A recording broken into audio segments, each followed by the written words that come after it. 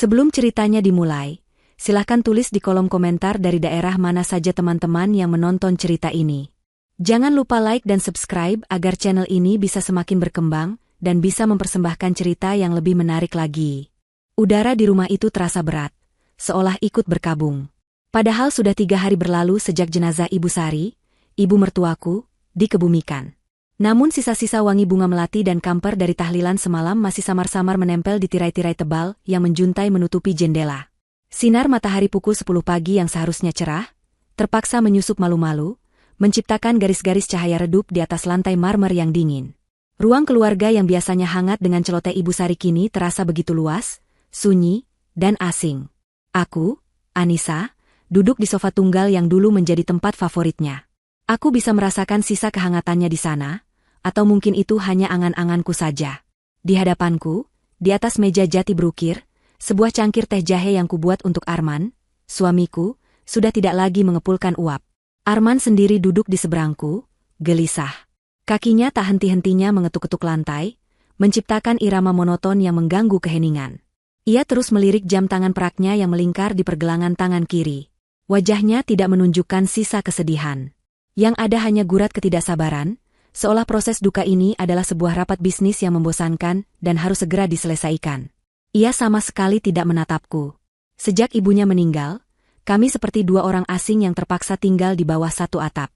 Ia dingin, jauh, dan aku terlalu lelah oleh duka untuk mempertanyakannya.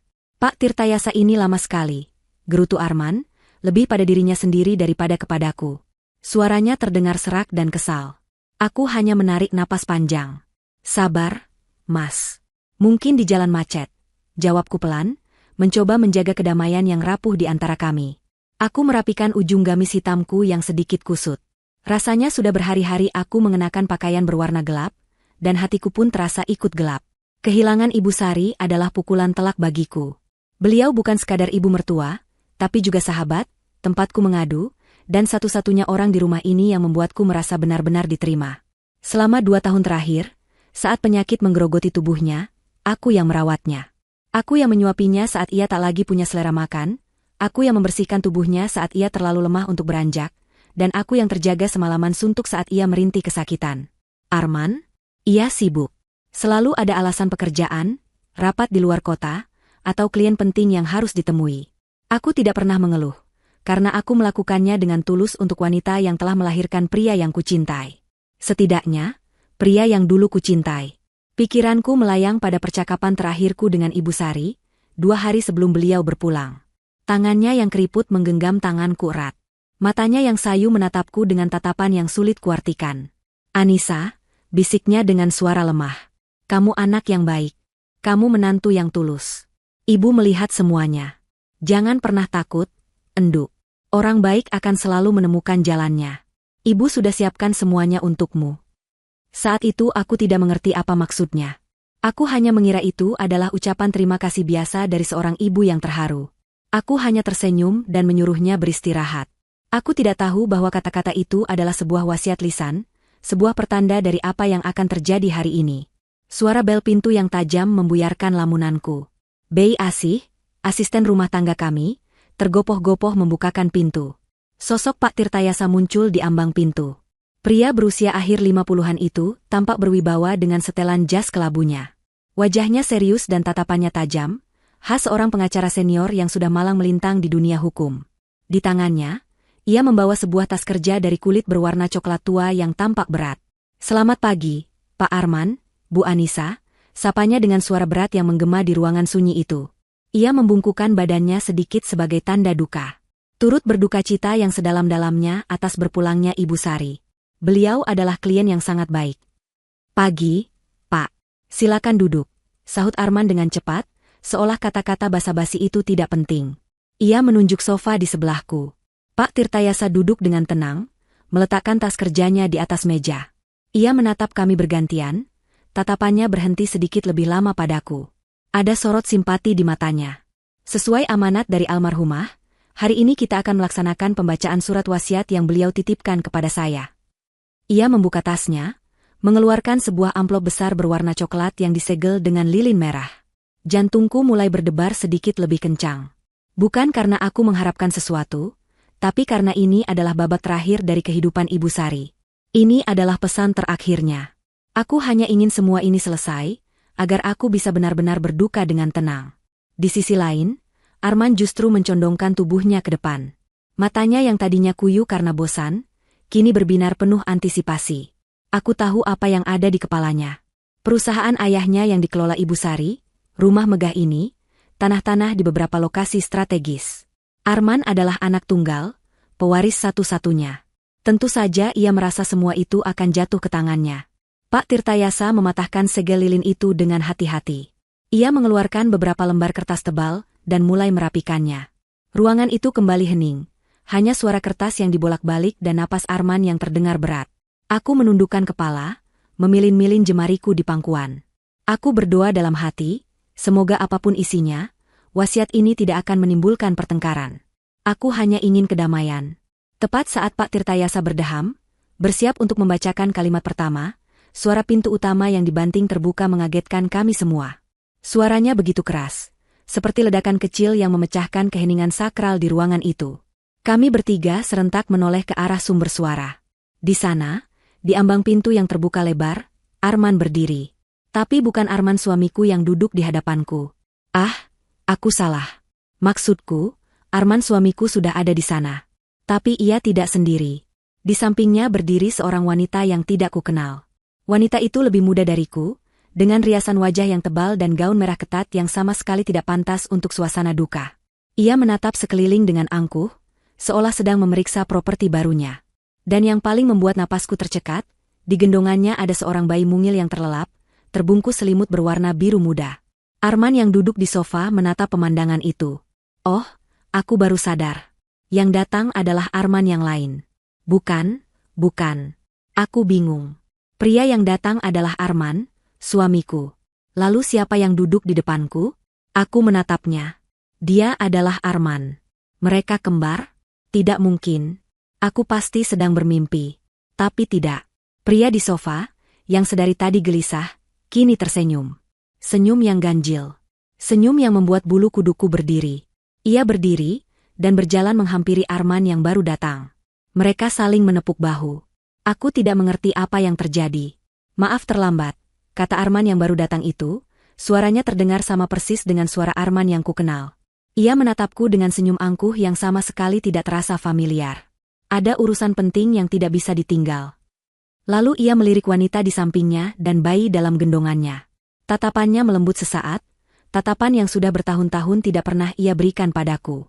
Kenalkan, lanjutnya, suaranya kembali lantang dan penuh percaya diri, seolah sedang mengumumkan sebuah kemenangan besar. Ia merangkul bahu wanita itu. Ini Rina. Dan ini, ia berhenti sejenak, menatap lurus ke mataku, menikmati setiap detik kehancuranku. Penerus keluarga. Anakku. Dunia di sekelilingku seakan berhenti berputar. Suara-suara di ruangan itu mendadak hilang, tergantikan oleh dengungan nyaring di telingaku. Anakku. Kata-kata itu menusuk jantungku seperti ribuan jarum es. Kami sudah bertahun-tahun menikah, dan salah satu kesedihan terbesarku adalah belum bisa memberinya keturunan. Dan sekarang, ia berdiri di sini, di rumah duka ibunya, membawa seorang wanita lain dan bayi mereka, mengumumkannya seolah itu adalah sebuah prestasi. Di hadapanku. Di hadapan pengacara ibunya. Aku menatapnya, mencari sisa-sisa pria yang pernah kuucap janji setia di hadapan Tuhan. Tapi yang kutemukan hanyalah orang asing dengan wajah yang sama. Dan saat itu aku sadar, awan kelabu yang menyelimuti rumah ini bukan hanya karena duka kehilangan, tapi juga karena badai pengkhianatan yang baru saja datang untuk menghancurkan hidupku. Hantaman itu tidak terasa fisik, tapi dampaknya jauh lebih merusak. Rasanya seperti sebuah palu godam tak terlihat telah menghantam dadaku, memecahkan tulang rusukku dan meremukkan jantungku hingga menjadi serpihan-serpihan kecil. Napasku tercekat di tenggorokan. Udara yang tadinya terasa berat, kini terasa hampa, seolah paru-paruku menolak untuk berfungsi. Pandanganku mengabur, bukan karena air mata, tapi karena gelombang kejut yang begitu dahsyat. Satu-satunya yang bisa kulihat dengan jelas adalah pemandangan di depanku. Arman, suamiku, berdiri dengan bangga di samping wanita bernama Rina itu, yang menggendong bayi hasil dari perselingkuhan mereka. Waktu seakan berjalan melambat. Aku bisa melihat senyum mengejek di bibir Rina. Ia menatapku dari atas ke bawah, tatapan matanya seolah berkata, "Aku menang. Kamu kalah." Gaun merahnya yang menyala tampak seperti api yang siap membakar sisa-sisa kebahagiaanku. Bayi dalam dekapannya menggeliat pelan. Makhluk mungil tak berdosa itu menjadi bukti nyata, bukti hidup dari pengkhianatan yang selama ini terjadi di belakangku. Selama aku sibuk merawat ibunya yang sakit, selama aku berdoa setiap malam untuk kesembuhannya, suamiku ternyata sedang membangun kehidupan lain dengan wanita lain. Apa? Hanya satu kata itu yang berhasil keluar dari bibirku yang bergetar. Suaraku terdengar seperti bisikan parau, nyaris tak terdengar. Arman mendengus pelan, seolah pertanyaanku adalah hal yang paling bodoh di dunia. Sudah jelas, kan, Anissa? Aku tidak perlu menjelaskannya lagi. Ia berjalan mendekat, melangkahi kehancuranku dengan santai. Rina mengikutinya seperti bayangan, duduk di sofa panjang seolah ia adalah nyonya rumah yang baru. Mereka duduk berdampingan, sebuah potret keluarga yang sempurna dan menyakitkan. Kenapa? Mas, kenapa kamu melakukan ini? Tanyaku lagi, kali ini sedikit lebih kuat. Aku butuh penjelasan. Aku butuh alasan, sekecil apapun, untuk memahami mengapa duniaku harus dihancurkan seperti ini. Arman duduk dengan angkuh, menyilangkan kakinya. Ia menatapku dengan tatapan dingin yang sama sekali tanpa penyesalan. Kenapa? Harusnya kamu bertanya pada dirimu sendiri, Anissa. Bertahun-tahun kita menikah, apa yang sudah kamu berikan padaku? Keluarga ini butuh penerus. Perusahaan butuh pewaris. Dan kamu tidak bisa memberikannya. Setiap kata yang keluar dari mulutnya adalah belati baru yang ia tancapkan ke lukaku. Ia menggunakan kekuranganku, kesedihan terbesarku, sebagai senjata untuk membenarkan perbuatannya. Air mata yang sejak tadi kutahan, akhirnya mulai menggenang di pelupuk mata. Aku teringat semua kunjungan ke dokter, semua terapi yang menyakitkan, semua doa yang tak terjawab. Aku melalui itu semua sendirian, karena Arman selalu berkata ia sibuk. Ternyata, ia sibuk mencari solusi dengan caranya sendiri. Jadi, selama ini, suaraku bergetar hebat. Selama aku merawat ibu, kamu? Aku tidak sanggup menyelesaikan kalimat itu. Rasanya terlalu kotor untuk diucapkan. Ibu butuh kamu saat itu. Jawabnya enteng, seolah itu adalah pembagian tugas yang adil. Dan aku butuh Rina. Aku butuh masa depan. Sudahlah, jangan dibuat drama. Lebih baik kamu tahu sekarang daripada nanti. Anggap saja ini meringankan bebanmu. Meringankan bebanku? Pria ini benar-benar sudah kehilangan akal sehatnya. Ia baru saja menjatuhkan bom atom di tengah hidupku dan berkata itu untuk meringankan bebanku. Rina, yang sedari tadi diam, akhirnya angkat bicara. Suaranya terdengar manis namun penuh racun. Sudah saatnya Mbak Anissa sadar diri, katanya sambil mengelus-elus punggung bayinya. Posisi seorang ratu itu tidak selamanya. Kalau tidak bisa memberikan pangeran, ya harus siap digantikan. Cukup. Aku tidak tahan lagi. Rasa sakit di dadaku kini mulai bercampur dengan amarah yang membara. Amarah pada Arman yang begitu kejam. Amarah pada wanita ini yang begitu tidak tahu malu. Amarah pada diriku sendiri yang begitu bodoh dan buta selama ini. Aku mengepalkan tanganku erat-erat, kuku-kukuku menancap di telapak tangan, mencoba menyalurkan gejolak emosi yang mengancam akan meledak. Di tengah suasana yang begitu tegang, sosok Pak Tirtayasa yang nyaris kulupakan, tiba-tiba berdeham keras. Suaranya yang berat dan tegas berhasil memecah drama keluarga yang menjijikan ini. Ia menatap Arman dan Rina dengan tatapan tidak suka, tatapan seorang profesional yang terganggu oleh perilaku tidak beradab. Maaf, Tuan Arman, Nona, Rina, kata Pak Tirtayasa, nadanya terdengar formal dan dingin. Saya turut prihatin dengan masalah pribadi Anda. Namun, kita berkumpul di sini untuk satu tujuan yang mulia, yaitu melaksanakan amanat terakhir dari almarhumah Ibu Sari. Saya harap kita semua bisa menghormati itu. Arman tampak sedikit terkejut dengan ketegasan Pak Tirtayasa, namun dengan cepat ia kembali memasang wajah arogannya. Tentu saja, Pak. Justru karena itu kami di sini. Anak ini, ia menunjuk bayi di dekapan Rina, adalah cucu kandung Ibu Sari. Pewaris sah. Jadi, cepat bacakan saja wasiatnya, agar kami bisa segera mengurus masa depannya. Permintaannya yang tidak tahu malu itu membuat darahku mendidih. Ia membawa anak haramnya ke pembacaan wasiat, dan dengan percaya diri mengklaim hak waris untuknya. Aku menatap Pak Tirtayasa, berharap ia akan mengusir mereka. Namun, pengacara itu tetap tenang. Ia hanya merapikan kembali kertas-kertas di tangannya, wajahnya tidak menunjukkan emosi apapun. Apakah hukum memang sebuta ini? Apakah kesetiaan dan pengorbananku tidak ada artinya sama sekali? Pak Tirtayasa mengangkat pandangannya. Ia tidak melihat ke arahku, juga tidak ke arah Arman. Ia menatap lurus ke sebuah titik kosong di dinding di belakang kami, seolah sedang berbicara dengan arwah Ibu Sari. Baiklah, katanya dengan suara yang mantap. Mari kita mulai. Ia mengambil lembar pertama. Aku sudah tidak peduli lagi isinya. Harta? Rumah? Perusahaan? Semua itu terasa tidak ada nilainya dibandingkan dengan kehormatan dan harga diriku yang baru saja diinjak-injak. Aku hanya ingin semua ini berakhir. Aku ingin lari dari ruangan ini, lari dari kenyataan pahit ini. Pak Tirtayasa kembali menatap kami satu persatu. Ia menatap Arman dan Rina yang duduk dengan angkuh, lalu tatapannya beralih padaku yang duduk hancur berkeping-keping. Ada kilat aneh di matanya, kilat yang tidak bisa kubaca. Lalu, ia mengucapkan kalimat yang menggantung di udara, penuh dengan makna tersembunyi. Kalimat yang menjadi jeda sebelum badai yang sesungguhnya datang. Tapi saya sarankan, katanya pelan, namun setiap katanya terdengar begitu jelas dan tajam, Anda semua mendengarkan baik-baik. Ia berhenti sejenak, lalu matanya menatap lurus dan menusuk ke arah Arman dan Rina. Karena wasiat Ibu Sari, sangat spesifik. Kata-kata Pak Tirtayasa yang tegas dan penuh arti itu menggantung di udara, menciptakan lapisan ketegangan baru di atas kekacauan yang sudah ada. Namun, anehnya, pikiranku tidak lagi terfokus pada ancaman di masa depan. Aku tidak sanggup. Otakku, dalam upaya putus asa untuk melindungi diri dari rasa sakit yang tak tertanggungkan, justru menarikku mundur. Mundur ke masa lalu, ke saat-saat terakhir yang kuhabiskan bersama satu-satunya orang di rumah ini yang memberiku kehangatan, Ibu Sari. Pemicunya sederhana. Pandanganku tanpa sengaja jatuh pada sebuah selendang batik berwarna sogan yang tersampir di sandaran sofa favorit ibu. Selendang itu masih di sana, seolah sang pemilik baru saja meletakkannya dan akan kembali sebentar lagi. Aroma minyak kayu putih yang samar, aroma khas ibu di hari-hari terakhirnya, seakan menguar dari kain itu dan menarikku ke dalam pusaran kenangan. 2 tahun lalu adalah awal dari segalanya. Hari itu langit Jakarta berwarna kelabu, sama kelabunya dengan wajah dokter yang membacakan hasil pemeriksaan Ibu Sari.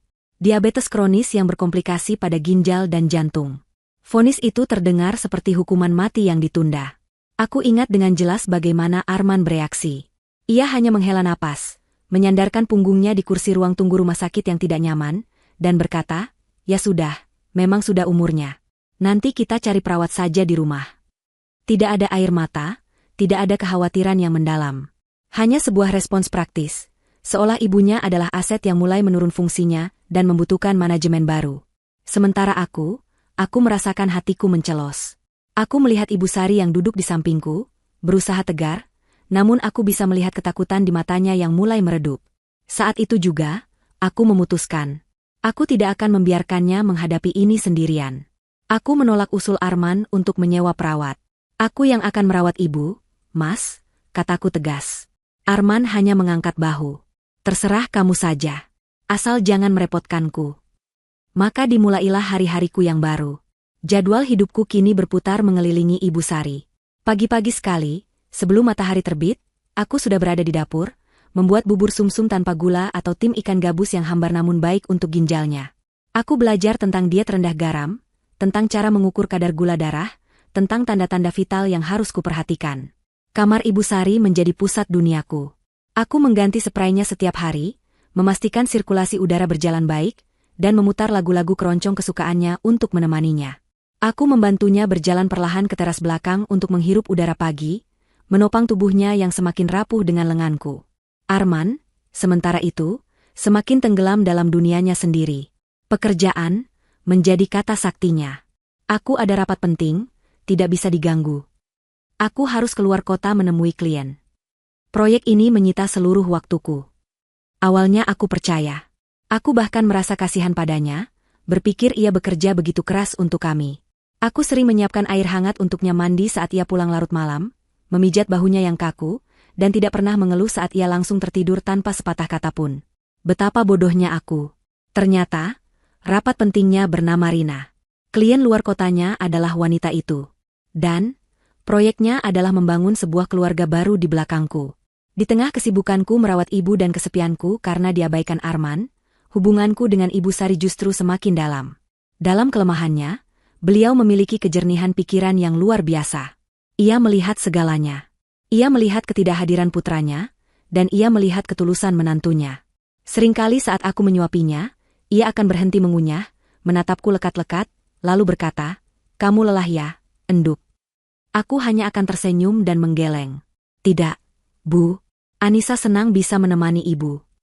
Suatu sore, saat hujan turun dengan derasnya, kami hanya duduk berdua di kamarnya. Aku sedang membacakan sebuah novel lama untuknya. Tiba-tiba ia menyentuh tanganku, menghentikan aktivitasku. "Anissa," panggilnya pelan. "Arman sudah lama tidak menjenguk ibu di kamar, ya?" Aku terdiam, tidak tahu harus menjawab apa. Aku tidak mau menjelek-jelekan suamiku di hadapan ibunya. "Mas Arman sibuk sekali, Bu. Banyak pekerjaan di kantor," jawabku, sebuah kebohongan putih yang sudah menjadi mantralku. Ibu Sari tersenyum tipis, senyum yang syarat akan kearifan dan kesedihan. "Ibu tahu, Enduk. Ibu yang melahirkannya. Ibu tahu sifatnya. Tapi ibu tidak menyangka ia akan jadi seperti ini. Maafkan Arman, ya. Maafkan anak ibu." Air mata menggenang di sudut matanya yang keriput. Saat itu, hatiku terasa sakit. Aku meraih tangannya dan menggenggamnya erat. "Ibu jangan bicara seperti itu. Arman anak yang baik, dia hanya sedang banyak pikiran." Lagi-lagi aku berbohong, mencoba melindungi hati tua itu dari kekecewaan. "Kamu yang terlalu baik, Anissa," bisiknya. "Kamu menutupi semua kekurangannya. Kamu memikul semuanya sendirian. Ibu melihatnya. Tuhan juga melihatnya. Kesabaranmu ini ada batasnya, dan imbalannya pun pasti ada." Percakapan-percakapan seperti itulah yang menjadi penguatku. Aku tidak merasa sendirian lagi. Ada Ibu Sari yang mengerti, yang melihat pengorbananku. Puncaknya adalah seminggu sebelum beliau wafat. Kondisinya sudah sangat lemah. Napasnya satu-satu, dan ia lebih banyak tidur daripada terjaga. Malam itu, hanya kami berdua di kamar. Arman menelepon, mengatakan ia harus menginap di Bogor, karena ada masalah mendesak di proyek vilanya. Aku yang menerima telepon itu, dan hatiku sudah tidak merasakan apa-apa lagi. Sudah mati rasa. Tengah malam, Ibu Sari tiba-tiba terbangun. Ia menepuk-nepuk tanganku yang tertidur di samping ranjangnya. Aku terlonjak kaget. "Ibu butuh sesuatu?" tanyaku panik. Ia menggeleng lemah. Matanya menatapku dengan sorot yang aneh, begitu fokus dan mendesak. "Anissa," suaranya nyaris tak terdengar. "Tolong, ambilkan pulpen dan kertas di laci meja rias ibu." Aku bingung, tapi aku segera menuruti perintahnya.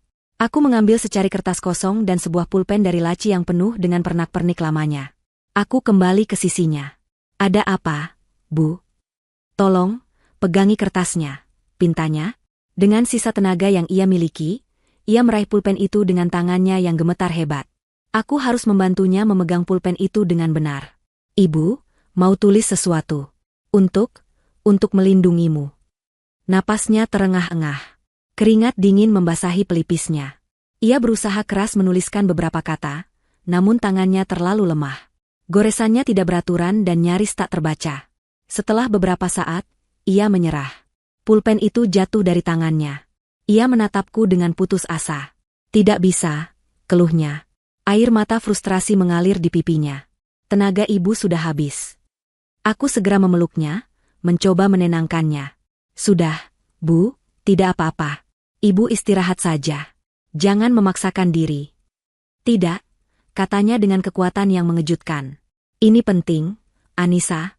Ini tentang keadilan untukmu. Kalau ibu tidak bisa menulisnya, ibu akan menyampaikannya. Besok, telepon Pak Tirtayasa. Suruh dia datang ke sini secepatnya. Bilang ibu mau merevisi wasiat. Ini darurat. Kamu mengerti?" Aku mengangguk cepat. Meskipun saat itu aku tidak sepenuhnya paham. Aku hanya ingin ia tenang. "Iya, Bu." Besok pagi Anissa langsung telepon Pak Tirtayasa. "Janji?" desaknya. "Janji, Bu." Setelah mendengar janjiku, tubuhnya melemas. Ia kembali memejamkan mata dan tertidur pulas. Itulah percakapan sadar terakhir kami. Keesokan harinya, aku menelepon Pak Tirtayasa, dan beliau datang sore harinya. Aku tidak diizinkan masuk ke kamar saat mereka berbicara. Entah apa yang mereka bicarakan berdua di dalam sana. Yang ku tahu, 2 hari setelah pertemuan itu, Ibu Sari menghembuskan napas terakhirnya dengan tenang dalam tidur. Kenangan itu, kenangan akan kegigihan Ibu Sari di detik-detik terakhirnya untuk memastikan keadilan untukku, tiba-tiba memberiku kekuatan. Aku mengangkat kepalaku. Air mata yang tadi mengancam akan tumpah, kini surut. Rasa sakit di hatiku belum hilang, tapi kini dilapisi oleh secercah rasa penasaran dan harapan. Aku menatap Pak Tirtayasa yang masih menunggu suasana tenang. Aku menatap Arman dan Rina yang tampak begitu yakin dengan kemenangan mereka. Dan untuk pertama kalinya sejak mereka masuk, aku tidak lagi merasa seperti korban yang pasrah. Aku adalah pemegang janji terakhir Ibu Sari. Dan aku akan melihat janji itu ditepati. Lamunanku tentang Ibu Sari pecah seketika saat suara berat Pak Tirtayasa kembali mengisi ruangan.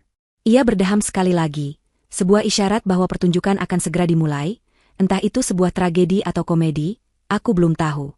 Aku menegakkan punggungku, mencoba mengumpulkan sisa-sisa diriku yang berserakan. Aku tidak boleh terlihat lemah. Tidak di depan mereka. Kita lanjutkan, kata Pak Tirtayasa, matanya menyapu kami semua sebelum akhirnya terpaku pada lembaran kertas di tangannya. Sesuai dengan prosedur, saya akan membacakan aset-aset pendukung terlebih dahulu sebelum masuk ke aset utama. Arman bersandar di sofa dengan tidak sabar, lengannya merangkul bahu Rina dengan posesif. Rina sendiri tampak seperti penonton di barisan depan sebuah pertunjukan besar, matanya berbinar penuh antisipasi. Mereka berdua terlihat begitu percaya diri, seolah hasil akhir dari semua ini sudah tertulis di bintang-bintang. Untuk keponakan almarhumah, Saudari Ratna Wulandari, Ibu Sari mewariskan seluruh koleksi perhiasan dan bros antiknya, sebagaimana terlampir dalam daftar inventaris. Pak Tirtayasa berhenti sejenak. Aku melihat senyum tipis di bibir Arman. Tentu saja. Perhiasan itu, meskipun bernilai, hanyalah remah-remah roti dibandingkan dengan seluruh kekayaan keluarga.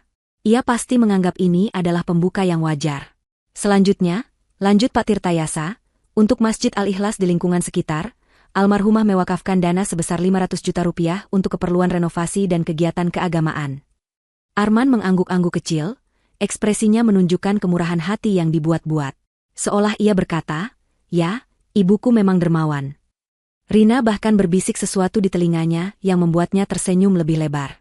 Mereka pasti sudah membayangkan betapa besar warisan yang akan mereka terima jika untuk sumbangan saja jumlahnya sebanyak itu. Dan terakhir, untuk para asisten rumah tangga yang telah mengabdi dengan setia, Ibu Asi dan Bapak Udin, almarhumah memberikan dana pesangon masing-masing sebesar 100 juta rupiah sebagai tanda terima kasih. Wajah Bei Asi, yang sejak tadi berdiri cemas di sudut ruangan, langsung basah oleh air mata haru. Ia menangkupkan kedua tangannya di depan dada, membungkuk dalam-dalam tanpa suara. Aku ikut terharu melihatnya. Ibu Sari memang selalu memikirkan orang-orang di sekitarnya. Bahkan dalam kematiannya, ia masih menebar kebaikan. Di sisi lain, ketidaksabaran di wajah Arman semakin kentara. Baginya, semua ini hanyalah formalitas yang membosankan yang menghalangi jalan menuju hadiah utamanya. Baiklah, suara Pak Tirtayasa berubah menjadi lebih berat dan resmi. Ia membalik kertasnya ke halaman berikutnya. Sekarang kita masuk ke dalam isi utama dari surat wasiat ini, yang menyangkut seluruh aset pokok milik almarhumah Ibu Sari binti Bapak Prawiro Diharjo. Seketika, seluruh perhatian di ruangan itu terpusat padanya. Bahkan aku, yang tadinya merasa mati rasa, kini merasakan jantungku berdebar kencang. Arman menegakkan duduknya, tubuhnya condong ke depan, matanya terpaku pada bibir Pak Tirtayasa, siap menelan setiap kata yang akan keluar. Pak Tirtayasa menyesuaikan letak kacamatanya. Ia mulai membaca dengan nada yang datar dan jelas, menyebutkan satu persatu pilar kekayaan keluarga. Aset-aset tersebut meliputi 1. Kepemilikan saham 100% atas nama almarhumah di PT Jaya Sentosa, perusahaan keluarga yang bergerak di bidang properti. 2. Tanah dan bangunan yang kita tempati saat ini, berlokasi di Jalan Cempaka Putih nomor 7, seluas 1.500 meter persegi. 3. 2 unit ruko di kawasan bisnis Sudirman. 4. Sebidang tanah seluas 5 hektar di kawasan Puncak, Bogor. Dan 5. Seluruh portofolio investasi berupa saham, reksadana, dan deposito yang tersimpan di beberapa bank atas nama almarhumah. Setiap aset yang disebutkan membuat mata Arman semakin berbinar. Rina bahkan tanpa sadar menggigit bibir bawahnya, imajinasinya pasti sudah terbang liar membayangkan kehidupan mewah yang menantinya. Bagi mereka, ini adalah pengumuman kemenangan. Pak Tirtayasa berhenti sejenak setelah menyebutkan aset terakhir. Ia menarik napas dalam-dalam, seolah sedang mempersiapkan diri untuk mengucapkan kalimat yang paling penting. Keheningan di ruangan itu begitu pekat, aku bisa mendengar detak jantungku sendiri bergemuruh di telinga. Atas seluruh aset utama yang telah saya sebutkan tadi, Pak Tirtayasa mengangkat kepalanya, menatap lurus ke depan. Almarhumah Ibu Sari, dalam keadaan sadar, sehat jasmani dan rohani, serta tanpa ada paksaan dari pihak manapun, telah memutuskan. Ia kembali berhenti, membiarkan ketegangan mencapai puncaknya. Arman mengepalkan tangannya di atas pangkuan, wajahnya tegang karena antisipasi. Dengan ini, diwariskan sepenuhnya. Inilah saatnya, batinku. Inilah saat namaku bahkan tidak akan disebut, saat aku akan resmi menjadi orang asing di rumahku sendiri. Kepada menantu saya satu-satunya, Anissa binti Bapak Abdullah. Hening. Untuk beberapa detik, ruangan itu terasa vakum. Tidak ada suara, tidak ada gerakan. Kata-kata itu seakan membeku di udara. Otakku berusaha keras mencerna apa yang baru saja kudengar. Namaku. Pak Tirtayasa menyebut namaku. Tidak mungkin. Aku pasti salah dengar. Ini pasti bagian dari mimpi buruk yang sedang kualami. Aku menatap Pak Tirtayasa dengan bingung, mencari koreksi atau penjelasan. Tapi wajahnya tetap datar dan serius. Lalu, keheningan itu pecah. Bukan oleh suaraku, tapi oleh suara Arman. Awalnya hanya sebuah dengusan tidak percaya. Lalu berubah menjadi suara tawa yang kering dan sumbang. Hah? Apa? Lucu sekali, Pak. Mungkin Bapak salah baca. Pak Tirtayasa menggeleng pelan. Saya tidak salah baca, Tuan Arman. Tertulis dengan sangat jelas di sini. Wajah Arman berubah. Tawa sinisnya hilang, digantikan oleh ekspresi tidak percaya yang kemudian dengan cepat berubah menjadi merah padam karena amarah. Rina di sebelahnya tampak sama terkejutnya. Mulutnya sedikit terbuka, riasan di wajahnya tidak mampu menutupi kepucatan kulitnya. Tidak mungkin. Arman melompat berdiri, tangannya menggebrak meja kopi di depannya dengan keras. Cangkir tehnya yang sudah dingin sampai bergetar dan isinya tumpah, menciptakan noda gelap di atas kayu jati. Ini gila. Pasti ada kesalahan. Ibu saya tidak mungkin melakukan ini. Saya anak kandungnya. Saya pewaris satu-satunya. Teriakannya menggema di ruangan, penuh dengan kemarahan, kesombongan yang terluka, dan hak yang merasa dirampas. Ia menatapku dengan mata melotot, seolah aku adalah seorang penipu yang telah merebut apa yang menjadi miliknya. Aku sendiri masih terlalu syok untuk bereaksi. Tubuhku terasa lemas, kepalaku pening. Semua ini tidak masuk akal. Di tengah ledakan amarah Arman, Pak Tirtayasa tetap duduk tenang di kursinya. Ia seolah tidak terpengaruh sama sekali. Ia menunggu sampai teriakan Arman mereda, hanya menyisakan napasnya yang terengah-engah. Kemudian, dengan ketenangan yang menakutkan, ia menatap Arman. Mohon tenang, Tuan Arman, katanya dengan suara yang tetap terkendali. Ia mengangkat selembar kertas dari tumpukan wasiat itu. Seperti yang saya katakan tadi. Ia berhenti sejenak, membiarkan matanya mengunci tatapan marah Arman. Ini baru permulaan. Ada syarat dan ketentuan yang berlaku. Frasa, syarat dan ketentuan yang berlaku, yang diucapkan Pak Tirtayasa terdengar seperti gema di ruangan yang kembali senyap. Itu bukan lagi sekadar istilah hukum yang kering, melainkan sebuah pedang Damocles yang tergantung tepat di atas kepala Arman. Namun, suamiku, yang egonya telah terluka parah, tampaknya menolak untuk melihat ancaman itu. Ia justru mendengus. Sebuah suara yang syarat dengan cemoohan dan ketidakpercayaan. Kemarahan di wajahnya sedikit mereda, digantikan oleh ekspresi seseorang yang merasa sedang dipermainkan dalam sebuah lelucon yang tidak lucu. Syarat, ulangnya dengan nada sinis. Ia menyapukan pandangannya ke seluruh ruangan, seolah mencari dukungan atas absurditas ini. Jangan mengada-ada, Pak Tirtayasa. Wasiat macam apa yang menggunakan syarat dan ketentuan seperti sebuah undian berhadiah? Ini pasti tidak sah. Saya yakin 100%, ibu saya berada di bawah tekanan saat menulis ini. Atau jangan-jangan, matanya kini menyorot tajam ke arahku, penuh tuduhan, ada yang mempengaruhinya. Ada yang membisikkan racun ke telinganya saat beliau sedang sakit dan tidak bisa berpikir jernih. Tuduhan itu, yang begitu keji dan tidak berdasar, seharusnya menyakitiku. Tapi anehnya, aku tidak merasakan apa-apa. Aku sudah melewati badai emosi terbesar dalam hidupku beberapa menit yang lalu. Sekarang yang tersisa hanyalah kekosongan yang dingin, yang membuatku bisa melihat segalanya dengan lebih jelas. Aku melihat seorang pria yang panik, yang terpojok, dan seperti binatang buas yang terluka, ia mulai menyerang membabi buta ke segala arah.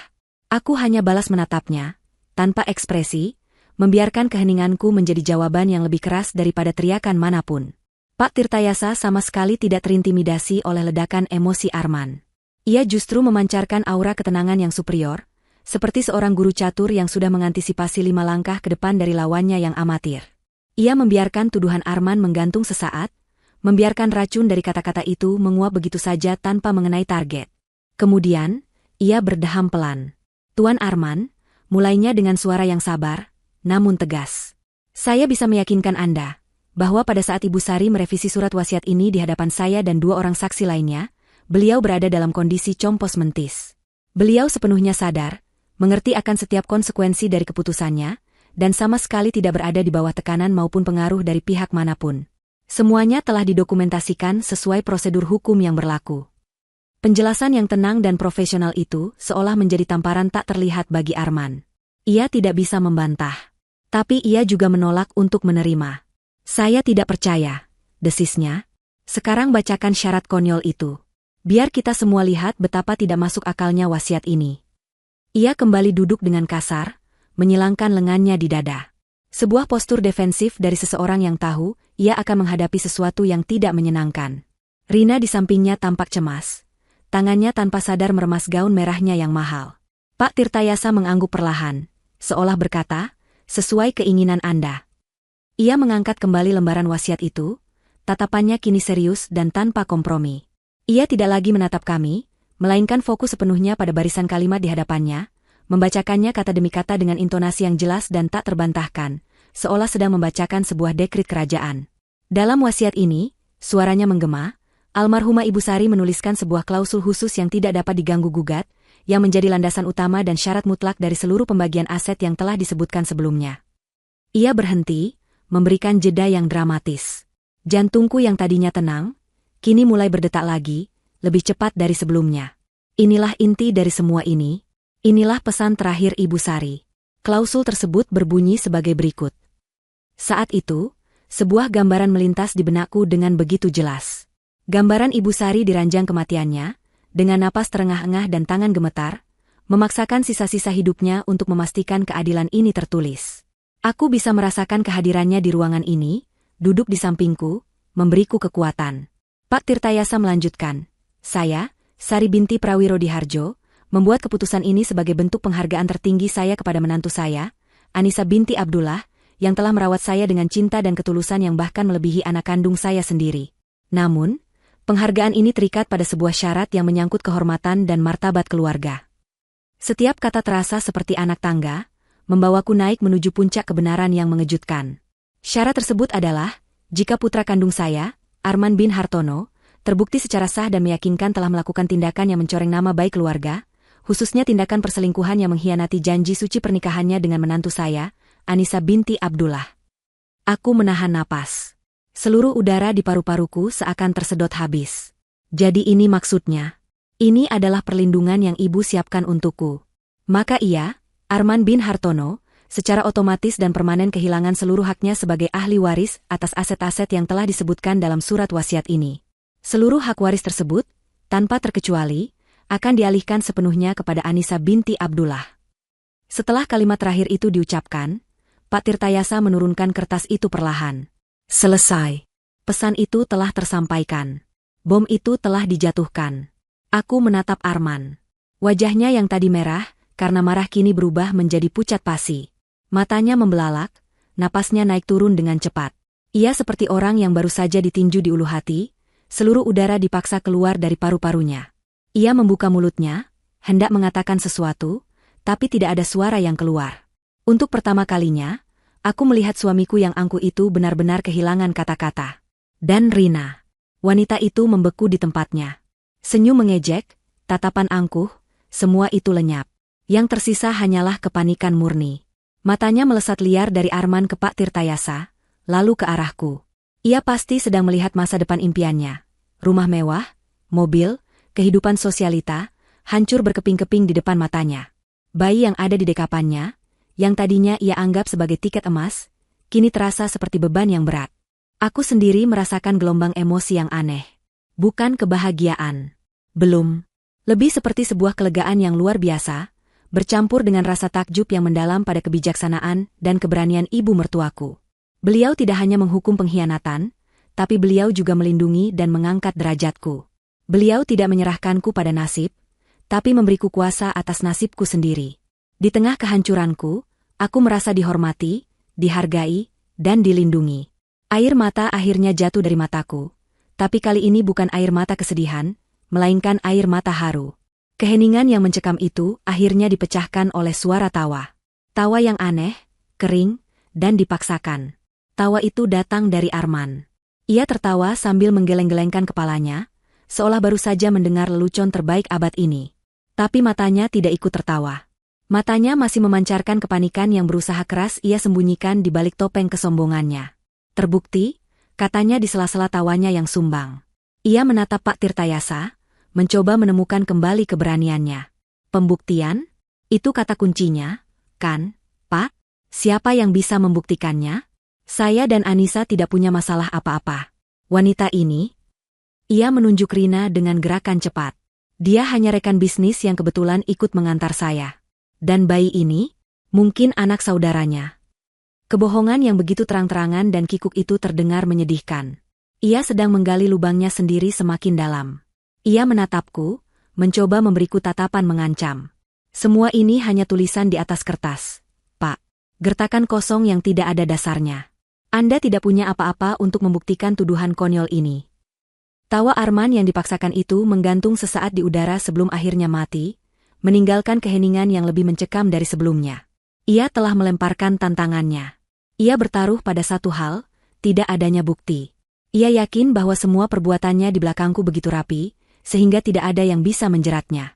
Ia menatap Pak Tirtayasa dengan dagu terangkat, sebuah arogansi terakhir dari seseorang yang merasa masih memegang kendali. Rina, melihat kepercayaan diri tuannya kembali, tampak sedikit lebih tenang, meskipun wajahnya masih pucat. Ia mungkin berharap bahwa gertakan Arman akan berhasil. Menanggapi tantangan itu, Pak Tirtayasa tidak mengucapkan sepatah kata pun. Reaksinya jauh lebih efektif daripada kata-kata. Dengan gerakan yang lambat, tenang, dan disengaja, ia menundukkan badannya dan meraih tas kerja dari kulit yang sejak tadi tergeletak di samping kursinya. Ia meletakkannya di atas pangkuan, membuka kuncinya yang berbunyi, klik, dengan suara yang terdengar begitu nyaring di ruangan yang sunyi itu. Dari dalam tas, ia mengeluarkan sebuah map tebal berwarna biru tua, jenis map yang biasa digunakan untuk menyimpan dokumen-dokumen penting. Ia meletakkannya di atas meja kopi di antara kami. Suara map yang bergesekan dengan permukaan kayu meja, seolah menjadi genderang perang yang ditabuh perlahan. Anda bertanya soal pembuktian, Tuan Arman? Tanya Pak Tirtayasa dengan nada yang tetap datar, namun kini ada sedikit nuansa dingin dalam suaranya. Almarhumah Ibu Sari adalah wanita yang sangat teliti. Beliau tidak akan pernah membuat sebuah klausul wasiat yang begitu kuat, tanpa memiliki dasar yang lebih kuat lagi. Beliau sudah mengantisipasi penyangkalan Anda. Arman masih mencoba mempertahankan topengnya. Dasar apa? Jangan bilang ibu mempercayai gosip murahan. Pak Tirtayasa tidak menjawab. Ia hanya membuka sampul map itu. Lembar pertama yang ia keluarkan adalah selembar foto berukuran A4 yang dicetak di atas kertas glossy. Tanpa berkata apa-apa, ia mendorong foto itu di atas meja ke arah Arman. Foto itu menunjukkan pemandangan sebuah restoran mewah yang familiar. Aku tahu tempat itu. Arman pernah mengajakku ke sana sekali, untuk ulang tahun pernikahan kami yang ketiga. Di dalam foto, di salah satu meja di sudut ruangan yang romantis, duduklah Arman dan Rina. Mereka tidak tampak seperti rekan bisnis. Kepala mereka berdekatan, tertawa bersama. Tangan Arman terulur di atas meja, menggenggam erat tangan Rina. Itu adalah gestur yang intim, gestur yang sudah lama tidak pernah ia lakukan padaku. Wajah Arman membeku. Ia menatap foto itu seolah melihat hantu. Hanya makan malam biasa, gumamnya lemah, tapi suaranya tidak lagi seyakin tadi. Pak Tirtayasa seolah tidak mendengarnya. Ia mengeluarkan foto kedua, lalu ketiga, dan keempat, menyebarkannya di atas meja seperti seorang pemain kartu yang memamerkan kartu kemenangannya. Foto kedua, Arman dan Rina di lobi sebuah hotel di Bali. Arman merangkul pinggang Rina dengan posesif. Aku ingat perjalanan itu. Ia bilang itu adalah perjalanan bisnis mendadak selama 3 hari. Foto ketiga, mereka berdua berjalan bergandengan tangan di sebuah pantai saat matahari terbenam. Siluet mereka tampak begitu mesra. Foto keempat, yang paling menyakitkan, adalah foto candi Rina yang sedang bersandar manja di dada Arman di balkon sebuah kamar, keduanya hanya mengenakan jubah mandi. Setiap foto adalah sebuah tusukan baru di jantungku. Tapi aku tidak menangis. Aku hanya menatap Arman, menyaksikan bagaimana setiap lembar bukti itu meruntuhkan pertahanannya, bata demi bata. Warna telah sepenuhnya hilang dari wajahnya. Ia tampak seperti terdakwa yang baru saja dihadapkan pada saksi mata kejahatannya. Ini rekayasa. Fitnah, desis Arman, tapi suaranya bergetar.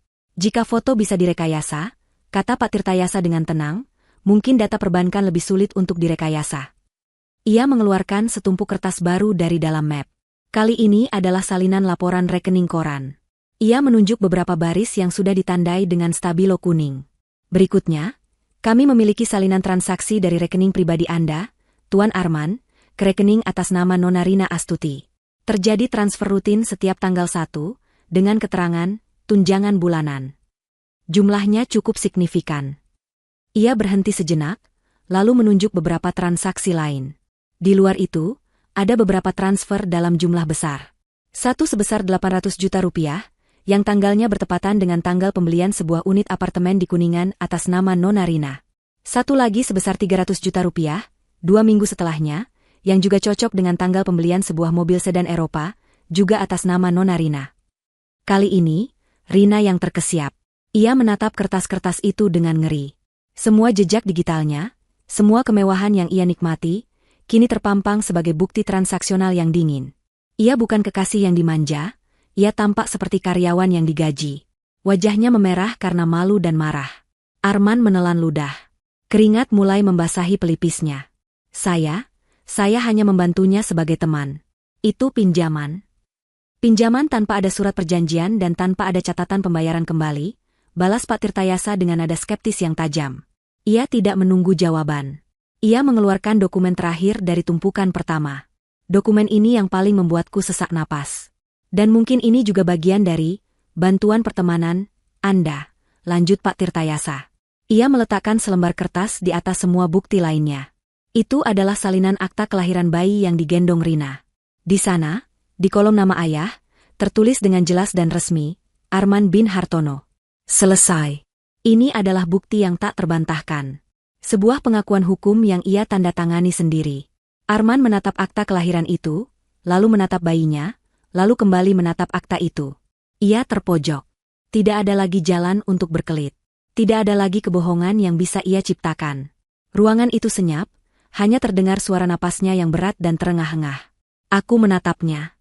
Pria yang selama ini begitu berkuasa, begitu angkuh, yang dengan kejamnya menghancurkan hatiku, kini tampak begitu kecil dan menyedihkan. Ia seperti seekor tikus yang terperangkap dalam jebakan baja yang dirancang dengan sempurna. Jebakan yang dipasang oleh ibunya sendiri. Tepat saat aku berpikir semua ini sudah berakhir, saat Arman tampaknya akan menyerah, Pak Tirtayasa mengangkat tangannya. Tunggu sebentar, katanya. Masih ada satu lagi. Arman dan Rina, yang sudah tampak hancur, menatapnya dengan putus asa. Apalagi yang lebih buruk dari ini? Pak Tirtayasa meraih ke dalam tasnya sekali lagi, dan kali ini, ia mengeluarkan sebuah benda kecil berwarna hitam. Sebuah flash disk. Ia meletakkannya di tengah meja, di antara foto-foto perselingkuhan dan laporan keuangan. Benda kecil itu tampak begitu sederhana, namun memancarkan aura yang paling mengancam. Dan jika semua bukti fisik ini masih Anda anggap kurang, jika Anda masih berniat untuk menuduh semua ini adalah fitnah atau rekayasa, kata Pak Tirtayasa, matanya menatap lurus ke dalam jiwa Arman. Ibu Sari sudah mengantisipasi hal tersebut. Ia mengetuk pelan flash disk itu dengan ujung jarinya. Ini adalah rekaman suara percakapan telepon antara Anda, Tuan Arman, dengan almarhumah Ibu Sari, yang terjadi 1 hari setelah saya datang menemui beliau. Sebuah percakapan di mana Anda, dengan suara Anda sendiri, tidak hanya mengakui hubungan Anda dengan Nona Rina dan bayi ini, tetapi Anda bahkan meminta restu ibu Anda untuk menceraikan Anissa sesegera mungkin setelah warisan ini dibagikan, agar Anda bisa hidup bahagia dengan keluarga baru Anda. Flash disk hitam kecil itu tergeletak di tengah meja, di antara bukti-bukti pengkhianatan yang lain. Benda itu mungil, tidak mencolok, namun auranya terasa lebih berat dan lebih menghancurkan daripada tumpukan foto dan kertas manapun. Itu adalah senjata pamungkas, vonis akhir yang tidak memerlukan persidangan. Di dalamnya tersimpan suara Arman sendiri, mengakui semua kebusukannya, merencanakan kehancuranku dengan nada santai kepada ibunya sendiri. Itu adalah bukti yang tidak bisa ia bantah sebagai rekayasa atau fitnah. Itu adalah suaranya, kebenarannya, kejatuhannya. Arman menatap flash disk itu seolah benda itu adalah seekor ular berbisa yang siap mematuknya. Seluruh sisa-sisa perlawanan dan kesombongan di tubuhnya menguap seketika, seperti embun yang tersapu terik matahari. Bahunya yang tadi tegap kini merosot. Wajahnya yang pucat kini berubah menjadi keabu-abuan, warna kekalahan mutlak. Ia terhuyung mundur selangkah dan jatuh terduduk di sofa, bukan lagi dengan gerakan angkuh, melainkan seperti boneka tali yang benangnya diputus. Ia tidak lagi menatap siapapun, pandangannya kosong, tertuju pada lantai marmer yang dingin, melihat bayangan hidupnya yang hancur berkeping-keping. Pria yang beberapa saat lalu menggebrak meja dan berteriak tentang haknya, kini diam 1000 bahasa, dikalahkan oleh kebohongannya sendiri yang terekam dalam sebuah chip memori. Melihat tuannya telah tumbang, kepanikan Rina mencapai puncaknya. Topeng wanita simpanan yang anggun dan tenang luntur total, menampakkan wajah aslinya yang penuh ketakutan dan keserakahan. Ia sadar dalam sekejap bahwa kapal yang ia tumpangi telah menabrak gunung es dan sedang tenggelam dengan cepat. Ia tidak lagi peduli pada etika atau suasana duka. Ia mengguncang-guncang lengan Arman dengan kasar, suaranya yang tadi dibuat manis kini berubah menjadi pekikan tajam yang melengking. "Arman, kamu bilang apa? Katakan sesuatu," bentaknya. Bayi di dekapannya mulai terganggu dan merengek pelan. "Kamu bilang semuanya sudah aman. Kamu bilang ibumu akan menyerahkan semuanya padamu. Kamu bilang aku dan anak ini akan hidup enak. Pembohong. Kamu pembohong." Caci makinya tidak mendapat respons. Arman tetap diam, terlalu hancur untuk sekadar menanggapi. Melihat tidak ada harapan, Rina beralih dari menyalahkan menjadi memohon. Ia menatap Pak Tirtayasa dengan mata yang mulai berkaca-kaca, sebuah tangisan palsu yang dirancang untuk menimbulkan simpati. "Pak, pasti ada jalan lain, kan? Anak ini kan cucu kandungnya. Apa dia tidak punya hak sama sekali? Ini tidak adil," rengeknya. Pak Tirtayasa menatapnya dengan dingin, sama sekali tidak terpengaruh oleh sandiwaranya. "Nona Rina, wasiat almarhumah Ibu Sari sudah sangat jelas. Seluruh hak waris Tuan Arman gugur tanpa terkecuali. Status anak Anda, secara hukum waris dalam konteks surat wasiat ini, menjadi tidak relevan." Jawaban yang lugas dan kejam itu membungkam Rina. Ia akhirnya mengerti. Semuanya sudah berakhir. Impiannya menjadi nyonya besar di rumah ini telah musnah. Ia memeluk bayinya erat-erat, bukan dengan kasih sayang, tapi lebih seperti memeluk sisa-sisa investasinya yang gagal total. Di tengah kekacauan emosional itu, Pak Tirtayasa kembali mengarahkan perhatiannya. Kali ini, kepadaku. Wajahnya yang tadi tegas dan dingin kini sedikit melembut. Ada sorot simpati yang tulus di matanya. "Bu Anissa," panggilnya dengan suara yang lebih pelan. "Ada satu hal terakhir. Ini bukan bagian dari dokumen hukum, tapi sebuah pesan pribadi. Almarhumah menitipkannya pada saya, dan meminta saya untuk memberikannya langsung kepada Anda setelah semua isi wasiat terungkap." Ia merogoh bagian lain dari tas kerjanya, dan mengeluarkan sebuah amplop putih sederhana. Di bagian depannya, dengan tulisan tangan yang sedikit gemetar namun masih bisa dikenali dengan jelas sebagai tulisan tangan Ibu Sari, tertera namaku, "Untuk Anisaku, menantu kesayanganku." Pak Tirtayasa berdiri dan menyerahkan amplop itu kepadaku. Tanganku bergetar hebat saat menerimanya. Amplop ini terasa hangat di tanganku, seolah masih menyimpan sisa kehangatan dari tangan Ibu Sari. Aku menatap tulisan itu, dan hatiku terasa sesak. Ini adalah surat dari alam baka, pesan terakhir dari seorang ibu untukku. "Almarhumah berpesan agar Anda membacanya sekarang. Di sini," kata Pak Tirtayasa pelan. Aku mengangguk. Dengan jari-jari yang gemetar, aku membuka segel amplop itu dengan hati-hati. Aku mengeluarkan selembar kertas surat berwarna krem dan mulai membacanya. Awalnya aku berniat membacanya dalam hati, namun entah kenapa, sebuah dorongan kuat muncul dari dalam diriku untuk membacakannya dengan lantang. Aku ingin Arman dan wanita itu mendengar setiap kata terakhir dari ibu yang telah mereka kecewakan. Aku menarik napas dalam-dalam, mencoba menenangkan suaraku yang tercekat. "Anisaku, menantu kesayanganku," aku mulai membaca, suaraku sedikit bergetar. "Jika kamu membaca surat ini, itu artinya ibu sudah tidak ada lagi di sampingmu. Itu juga artinya, semua kebenaran yang menyakitkan telah terungkap. Maafkan ibu, Enduk. Maafkan ibu karena harus membuka luka di hatimu dengan cara seperti ini." Aku berhenti sejenak, menelan ludah yang terasa pahit. Aku melirik Arman. Ia mengangkat kepalanya sedikit, mendengarkan. "Ibu tahu kamu pasti sangat terluka sekarang. Hatimu hancur. Ibu melihat semuanya dari ranjang sakit ibu. Ibu melihat kesetiaanmu yang tanpa batas, kesabaranmu yang seluas samudra. Ibu melihat bagaimana kamu merawat ibu dengan tanganmu sendiri, menyuapi ibu saat ibu tak berselera, menyanyikan lagu-lagu pelan agar ibu bisa tidur nyenyak. Di saat yang sama, ibu juga melihat bagaimana putra kandung ibu, Arman, melupakan ibunya dan melupakanmu. Ibu mendengar setiap teleponnya yang penuh bisik-bisik, melihat setiap kebohongannya saat ia pamit untuk bekerja. Suaraku mulai menguat, getarannya hilang, digantikan oleh emosi yang lain. Maafkan ibu, Anissa.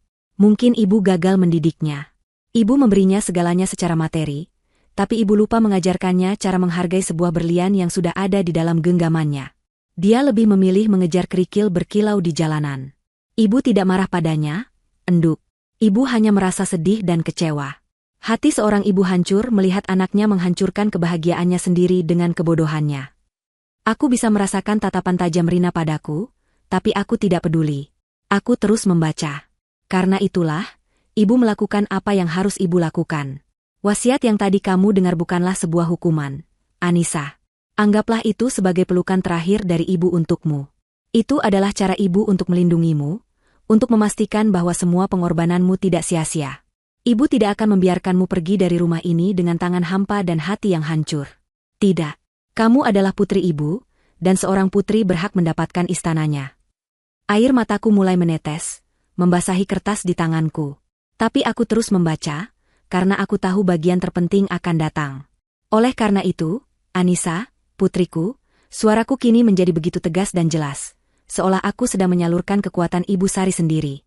Rumah yang kalian tinggali, mobil yang dia pakai, semua fasilitas yang dia nikmati, kini adalah milikmu. Ibu memberimu kuasa penuh. Aku mengangkat kepalaku, menatap lurus ke arah Arman yang kini menatapku dengan tatapan tak percaya.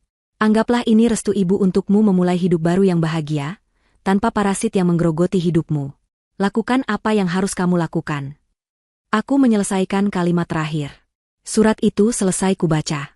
Kertas itu terasa berat di tanganku, bukan karena bebannya, tapi karena kekuatan yang terkandung di dalamnya. Itu bukan sekadar surat. Itu adalah sebuah mandat. Sebuah surat pembebasan. Sebuah restu untuk mengambil kembali hidupku. Aku melipat kertas itu perlahan, dengan tangan yang kini tidak lagi bergetar. Di dalam diriku, sesuatu telah berubah. Rasa sakit itu masih ada, tapi kini ia terbungkus dalam baja kekuatan dan keadilan. Aku tidak lagi merasa menjadi korban. Aku adalah pewaris. Bukan hanya harta, tapi juga kehendak kuat seorang wanita luar biasa. Keheningan yang menyusul setelah aku selesai membaca surat itu berbeda dari keheningan-keheningan sebelumnya. Ini bukan keheningan yang tegang karena antisipasi, atau keheningan yang canggung karena syok. Ini adalah keheningan yang berat, yang padat, di mana setiap orang di ruangan itu memahami bahwa sebuah babak baru telah dimulai. Kekuasaan telah berpindah tangan. Surat dari Ibu Sari bukan hanya untaian kata-kata sentimental, itu adalah penyerahan tongkat komando. Semua mata tertuju padaku, menunggu reaksiku, menunggu langkahku selanjutnya. Arman menatapku dengan campuran antara ketakutan dan sisa-sisa harapan yang menyedihkan, mungkin berharap aku akan berbelas kasihan. Rina menatapku dengan kebencian yang tak terselubung, melihatku sebagai perusak mimpinya. Pak Tirtayasa menatapku dengan sorot mata yang profesional namun penuh dukungan. Dan aku hanya berdiri di sana sejenak, membiarkan setiap kata dari surat Ibu Sari meresap ke dalam tulang sumsumku. Lakukan apa yang harus kamu lakukan. Mandat itu bergema di kepalaku. Kekuatan yang diberikannya terasa nyata, mengalir melalui pembuluh darahku, meluruskan tulang punggungku yang selama ini bungkuk karena menanggung beban kesabaran. Lalu, sesuatu yang tak terduga terjadi. Sebuah suara keluar dari bibirku. Awalnya hanya sebuah getaran kecil, seperti tawa yang ditahan. Lalu getaran itu tumbuh menjadi sebuah kekahan pelan. Dan sebelum aku bisa menghentikannya, kekahan itu meledak menjadi tawa yang lepas dan penuh. Aku tertawa. Di tengah ruang duka, di hadapan suamiku yang berkhianat dan selingkuhannya, di depan tumpukan bukti kehancuran rumah tanggaku, aku justru tertawa terbahak-bahak. Tawaku bukanlah tawa histeris orang gila. Bukan juga tawa sinis penuh kebencian. Ini adalah tawa pembebasan. Tawa katarsis. Tawa seorang tahanan yang baru saja mendengar bahwa gerbang penjaranya terbuka lebar, dan ia bebas untuk pergi. Setiap gelak tawa yang keluar dari mulutku seolah mengusir bertahun-tahun rasa sakit yang terpendam, semua malam-malam sepi yang kuhabiskan sendirian, semua air mata yang kutelan diam-diam, semua harapan naif yang kupegang erat-erat. Aku menertawakan kebodohanku sendiri, karena telah begitu buta. Aku menertawakan ironi nasib yang begitu pahit sekaligus begitu adil. Aku menertawakan wajah Arman dan Rina yang kebingungan, yang menatapku seolah aku sudah kehilangan akal sehat. Mereka tidak akan pernah mengerti. Bagi mereka, dunia berputar pada uang dan kekuasaan. Mereka tidak bisa memahami bahwa tawaku adalah tawa kemenangan jiwa, bukan kemenangan materi. Saat aku tertawa, aku merasa beban seberat gunung terangkat dari pundakku. Pengkhianatan Arman memang menyakitkan, tapi surat Ibu Sari telah mengubah racun itu menjadi obat. Ia tidak hanya memberiku harta, ia memberiku sesuatu yang jauh lebih berharga. Validasi, pembenaran, dan kekuatan untuk memegang kendali. Aku bukan lagi korban yang patut dikasihani. Aku adalah benteng yang tidak bisa mereka runtuhkan, karena pondasinya telah diperkuat oleh cinta dan keadilan dari seorang ibu. Arman dan Rina tampak ngeri melihatku tertawa. Mereka mungkin mengira aku sudah gila karena tekanan. Mereka saling pandang, seolah mencari penjelasan atas reaksiku yang di luar nalar mereka. Mungkin di kepala mereka, seharusnya aku menangis, meraung, atau pingsan. Tawa ini, tawa yang penuh kekuatan dan kelegaan, adalah sesuatu yang tidak pernah mereka perhitungkan. Tawa ini membuat mereka takut. Perlahan, tawaku mereda, menyisakan senyum tipis di bibirku. Senyum yang tidak hangat, melainkan dingin dan penuh perhitungan. Aku menyeka setitik air mata yang keluar dari sudut mataku, air mata terakhir dari Anissa yang lama. Aku melipat surat Ibu Sari dengan rapi dan memasukkannya kembali ke dalam amplop. Benda itu kini terasa seperti akta kepemilikan atas hidupku yang baru. Aku mengangkat kepalaku dan menatap sekeliling ruangan. Dinding yang sama, perabotan yang sama, tapi kini aku melihatnya dengan cara yang berbeda. Ini bukan lagi rumah Arman tempat aku menumpang tinggal. Ini adalah rumahku. Setiap ukiran di meja, setiap helai benang di karpet, setiap potret keluarga yang tergantung di dinding, semuanya kini berada di bawah kuasaku. Transformasi dalam diriku terasa begitu cepat dan total. Rasa sakit karena pengkhianatan itu masih ada, seperti bara api di dasar hatiku. Tapi kini bara itu tidak lagi membakarku dari dalam. Justru sebaliknya, bara itu menjadi sumber energi, bahan bakar untuk amarahku yang benar dan tekadku yang membaja. Aku tidak lagi merasa ragu. Aku tidak lagi merasa takut. Aku tahu persis apa yang harus kulakukan. Aku mengambil satu langkah ke depan, gerakan kecil yang terasa begitu signifikan. Surat wasiat itu kini terasa seperti sebuah perisai di dadaku, dan surat pribadi dari Ibu Sari terasa seperti sebilah pedang di tanganku. Aku menatap lurus ke mata Arman. Pria yang tadinya kulihat sebagai suamiku, pelindungku, kini kulihat apa adanya. Seorang pengecut, pembohong, dan kini, seorang tamu tak diundang di rumahku. Tawaku sudah berhenti total. Wajahku kini datar, dingin, dan tanpa emosi. Aku membiarkan keheningan mengambil alih sekali lagi, membiarkan mereka merasakan pergeseran kekuatan yang baru saja terjadi. Aku ingin mereka merasakan dengan jelas bahwa Anissa yang sabar, Anissa yang penurut, Anissa yang selalu memaafkan, telah mati beberapa menit yang lalu. Yang berdiri di hadapan mereka sekarang adalah pribadi yang sama sekali berbeda. Kemudian, dengan suara yang tenang namun mematikan, suara yang tidak lagi memiliki getaran sedikitpun, aku mengajukan sebuah pertanyaan. Pertanyaan yang sebenarnya bukanlah sebuah pertanyaan, melainkan sebuah pernyataan kuasa, sebuah proklamasi atas realitas baru mereka. Jadi, aku memulai, setiap kata kuucapkan dengan penekanan yang tajam. Semua ini, rumah ini. Aku berhenti sejenak, menyapukan pandanganku ke seluruh ruangan sebelum kembali mengunci tatapanku pada Arman. Sekarang milikku? Pertanyaanku menggantung di udara, berat dan tajam seperti bilah guillotine yang siap jatuh. Semua ini, rumah ini, sekarang milikku? Itu bukanlah sebuah pertanyaan yang mencari jawaban, melainkan sebuah penegasan fakta, sebuah deklarasi kedaulatan yang baru saja kudapatkan.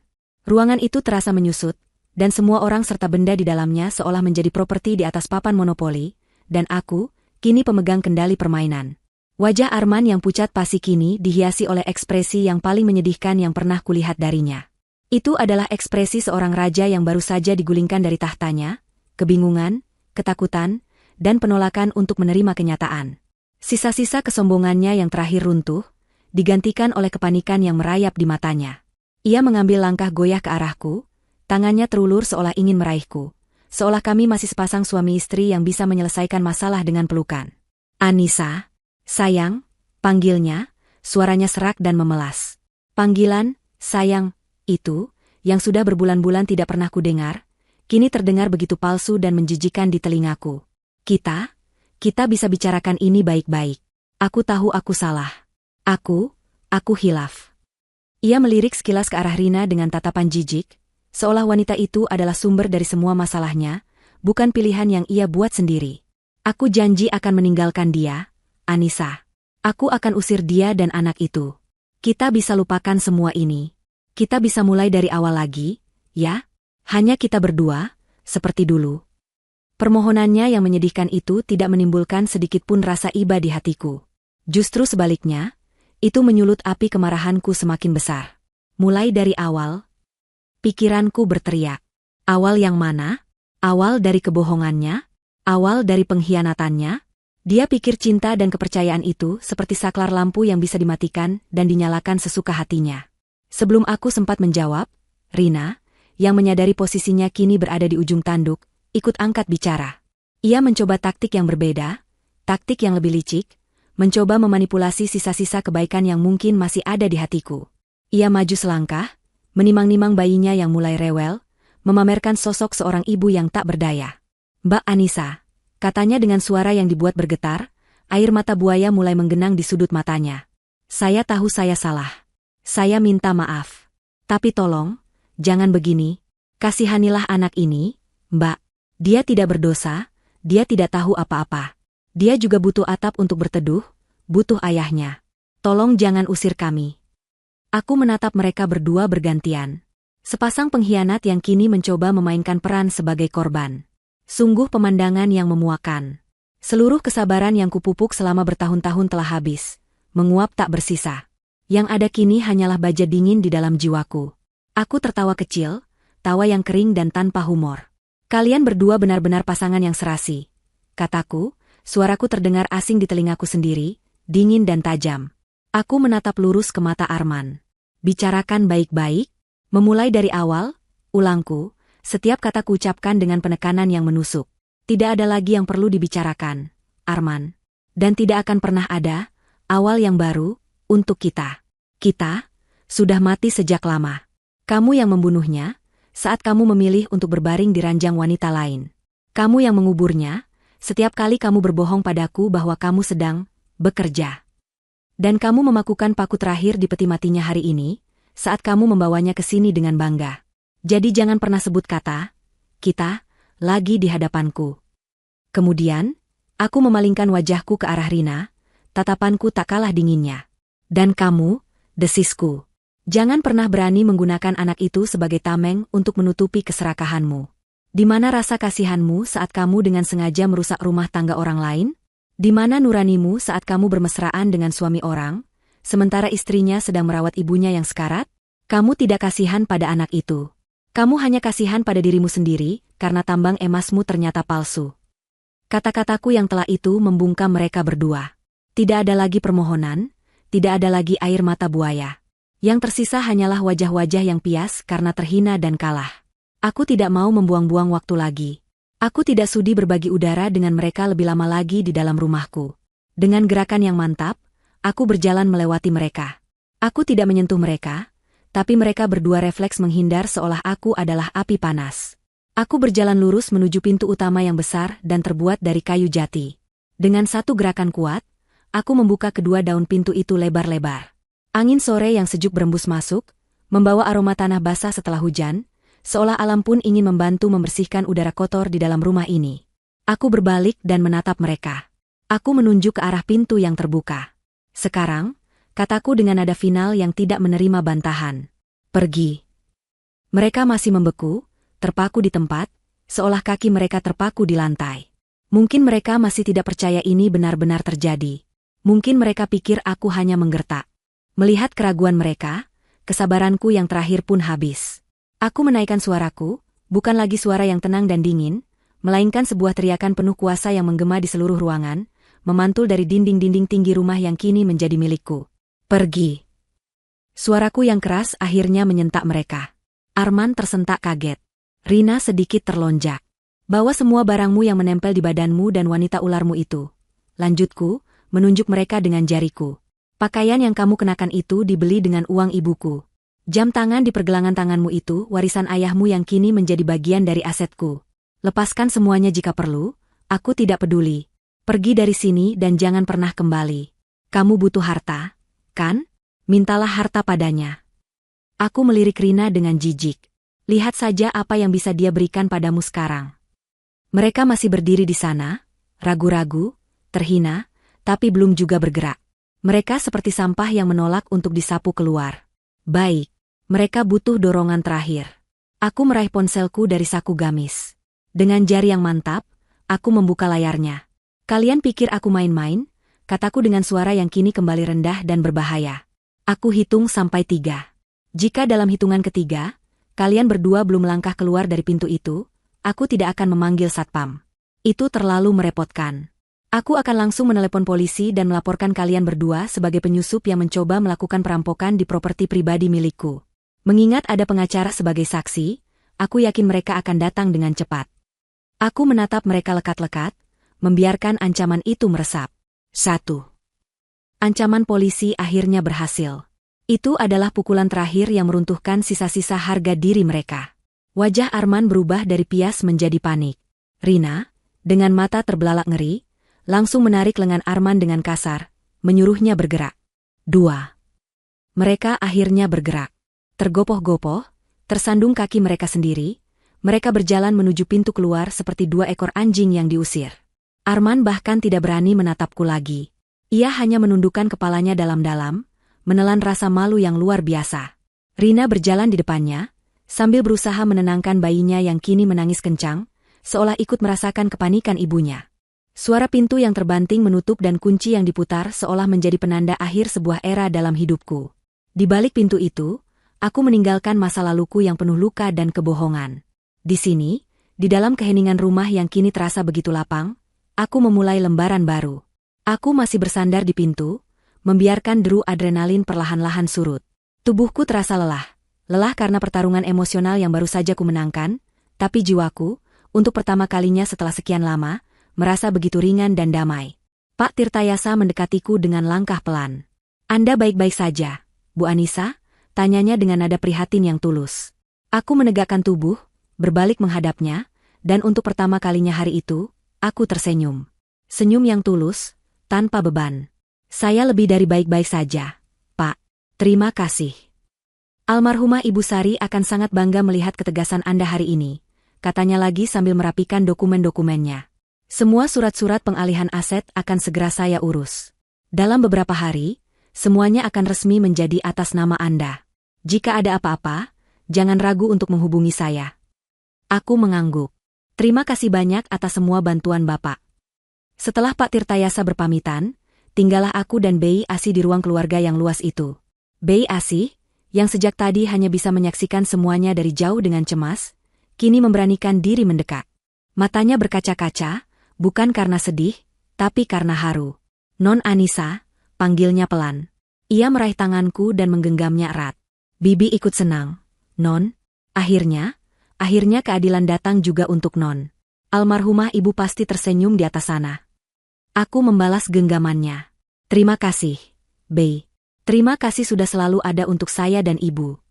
Kehadiran Bei Asih, kesetiaannya, menjadi pengingat bahwa di tengah kebusukan, masih ada kebaikan yang tulus.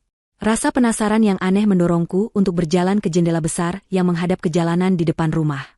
Aku menyingkap tirai tebal itu sedikit, mengintip keluar. Di sanalah pemandangan karma yang paling memuaskan terhampar di depan mataku. Di luar gerbang besi yang tinggi, di bawah lampu jalan yang mulai menyala redup karena hari beranjak sore, Arman dan Rina berdiri di trotoar. Mereka tidak lagi terlihat seperti pasangan yang kompak. Mereka sedang bertengkar hebat. Aku tidak bisa mendengar kata-kata mereka, tapi gerakan tubuh mereka sudah cukup menjelaskan segalanya. Rina berteriak-teriak, tangannya menunjuk-nunjuk wajah Arman dengan marah. Arman, dengan wajah lelah dan putus asa, mencoba menenangkannya, tapi Rina terus mendorongnya menjauh. Jelas sekali, Rina sedang menyalahkannya atas semua mimpi indah mereka yang kini hancur lebur. Ia pasti merasa tertipu, telah menginvestasikan waktu dan tubuhnya pada pria yang ternyata tidak memiliki apa-apa. Lalu, terjadilah puncak dari drama menyedihkan mereka. Rina, tampaknya sudah muak, melakukan hal yang tak terduga. Dengan satu gerakan kasar, ia menyodorkan bayi dalam gendongannya ke arah Arman yang tidak siap. Arman terkejut, nyaris saja tidak berhasil menangkap putranya sendiri. Sementara Arman masih linglung memegangi bayi yang menangis semakin kencang itu, Rina berbalik badan. Ia berjalan cepat ke pinggir jalan, menyetop taksi yang kebetulan lewat. Tanpa menoleh ke belakang sedikit pun, ia masuk ke dalam taksi, dan mobil itu pun melaju, membawanya pergi dari kehidupan Arman, meninggalkan pria itu sendirian bersama konsekuensi dari perbuatannya. Arman hanya bisa menatap kepergian taksi itu dengan pandangan kosong. Ia berdiri terpaku di trotoar, menggendong bayi yang terus menangis, tampak begitu bingung, begitu kalah, dan begitu sendirian. Pria yang tadi pagi masih menjadi calon pewaris tunggal sebuah kekayaan besar, kini hanyalah seorang pengangguran, seorang ayah tunggal tanpa rumah, tanpa uang, dan ditinggalkan oleh wanita yang menjadi sebab kehancurannya. Keadilan terkadang datang bukan dalam bentuk hukuman penjara, melainkan dalam bentuk kenyataan pahit yang harus ditelan bulat-bulat.